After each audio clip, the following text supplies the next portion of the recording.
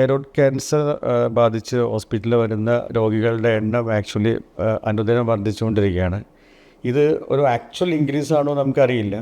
ചിലപ്പോൾ ഇപ്പോൾ നമ്മൾ ഒരു മീൻസ് വേറെ എന്തെങ്കിലും ഒരു കാര്യത്തിന് ഇപ്പോൾ അൾട്രാസൗണ്ടൊക്കെ ചെയ്യുമ്പോൾ അങ്ങനെ കണ്ടുപിടിക്കുന്നതും ആകാം. യൂഷ്വലി ലേഡീസിനെയാണ് ഇത് ഏറ്റവും കൂടുതൽ അഫക്റ്റ് ചെയ്യുന്നത്.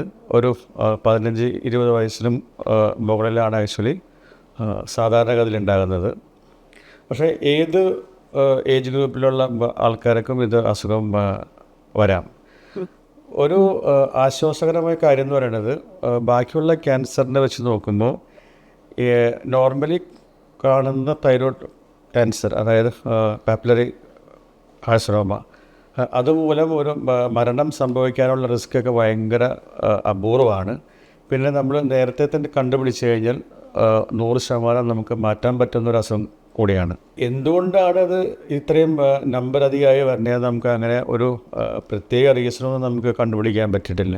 പക്ഷേ ഇന്ത്യയിൽ തന്നെ ഏറ്റവും കൂടുതൽ തൈറോയ്ഡ് ക്യാൻസർ കണ്ടുപിടിച്ചേക്കുന്നത് ആക്ച്വലി കേരളത്തിലാണ്. ലക്ഷണങ്ങളെന്ന് പറയുന്നത് ആക്ച്വലി ഒരു മിക്കവാറും നമുക്ക് യൂഷ്വലി വരുന്നൊരു മുഴയായിട്ടായിരിക്കാം, അല്ലെങ്കിൽ ഇപ്പം വേറെ എന്തെങ്കിലും ഒരു അസുഖത്തിന് വേണ്ടി നമ്മൾ സ്കാൻ ചെയ്യുമ്പോൾ അങ്ങനെ ഒരു ഇൻസിഡൻ്റലി ഡിറ്റക്റ്റായിട്ടും വരാം. പിന്നെ വളരെ അപൂർവമായിട്ട് മാത്രം ഈ ഒരു മുഴ അവിടെ ഇരുന്ന് അത് വലുതായി അവിടെയുള്ള നോർമൽ സ്ട്രക്ചേഴ്സ്, അതായത് ഭക്ഷണം കഴിക്കുന്ന ട്യൂബ്, അതിനമർത്തുമ്പോൾ ആക്ച്വലി നമുക്ക് വിഴുങ്ങാൻ ബുദ്ധിമുട്ടുണ്ടാകാം.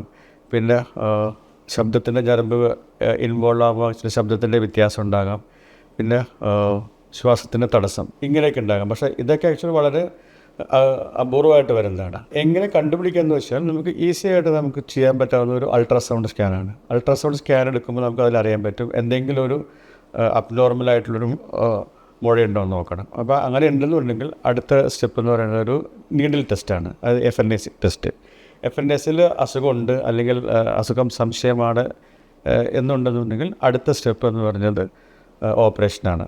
പിന്നെ ഒരുപാട് പേര് ചോദിക്കുന്ന ഒരു കാര്യം, ഞങ്ങൾ ബ്ലഡ് ടെസ്റ്റ് ചെയ്തിരുന്നു, അത് പക്ഷേ നോർമലാണല്ലോ. അപ്പോൾ യൂഷ്വലി തൈറോയ്ഡ് ക്യാൻസറായിട്ട് അസോസിയേറ്റ് ആയിട്ടും വരുമ്പോൾ ബ്ലഡ് ടെസ്റ്റിൽ അങ്ങനെ വലിയ വ്യത്യാസങ്ങളൊന്നും വരാറില്ല ആക്ച്വലി. അപ്പോൾ നമ്മളിപ്പോൾ അസുഖം കണ്ടുപിടിച്ച് കഴിഞ്ഞാൽ അടുത്ത സ്റ്റെപ്പ് എന്ന് പറയുന്നത് ഓപ്പറേഷനാണ്. അപ്പോൾ ഓപ്പറേഷൻ അങ്ങനെ ഒരു മേജർ ഓപ്പറേഷൻ ആണെങ്കിലും ഒരു നെഞ്ചിൻ്റെ ഉള്ളിലോ അല്ലെങ്കിൽ വയറിൻ്റെ ഉള്ളിലൊക്കെ നമ്മൾ ഓപ്പറേഷൻ ചെയ്യുന്ന പോലെ അങ്ങനെ ഒരു മേജർ കോംപ്ലിക്കേഷൻസ് ഉള്ള ഒരു ഓപ്പറേഷൻ അല്ല ആക്ച്വലി. പിന്നെ ഒരു എക്സ്പേർട്ടായുള്ള ഒരു എക്സ്പീരിയൻസ്ഡ് ആയിട്ടുള്ള ഒരാൾ ഓപ്പറേറ്റ് ചെയ്യുമ്പോൾ കോംപ്ലിക്കേഷൻ റേറ്റ്, മെയിൻലി ശബ്ദത്തിൻ്റെ വരുന്ന വ്യത്യാസങ്ങളൊക്കെ വളരെ അപൂർവമായിരിക്കും. പിന്നെ ഓപ്പറേഷൻ കഴിഞ്ഞിട്ട് നമ്മൾ അതിൻ്റെ റിപ്പോർട്ട് നോക്കിയിട്ടാണ് പിന്നെ ഇനി എന്തെങ്കിലും ഒരു ട്രീറ്റ്മെൻറ്റ് വേണമെന്ന് നോക്കണം. നമ്മൾ അവസാനത്തെ ബയോപ്സി നോക്കിയിട്ട് അതിൽ നമ്മളൊരു റിസ്ക് അസസ്മെൻ്റ് ഉണ്ട്. അപ്പോൾ റിസ്ക് അധികമാണെന്നുണ്ടെങ്കിൽ അങ്ങനെയുള്ള രോഗികൾക്ക് നമുക്ക് റേഡിയോ അയോഡിൻ എന്ന് പറഞ്ഞ ഒരു ട്രീറ്റ്മെൻറ്റും കൂടി ആവശ്യം വരും.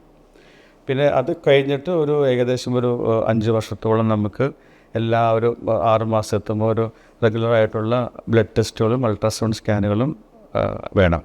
തൈറോയ്ഡിൽ വരുന്ന ക്യാൻസർ, ഒട്ടുമിക്ക ക്യാൻസറുകളും അങ്ങനെ അപകടകാരിയല്ല. നേരത്തെ തന്നെ കണ്ടെത്തി ചികിത്സിച്ചാൽ നമുക്ക് 100% മാറ്റാവുന്ന ഒരു അസുഖമാണ്.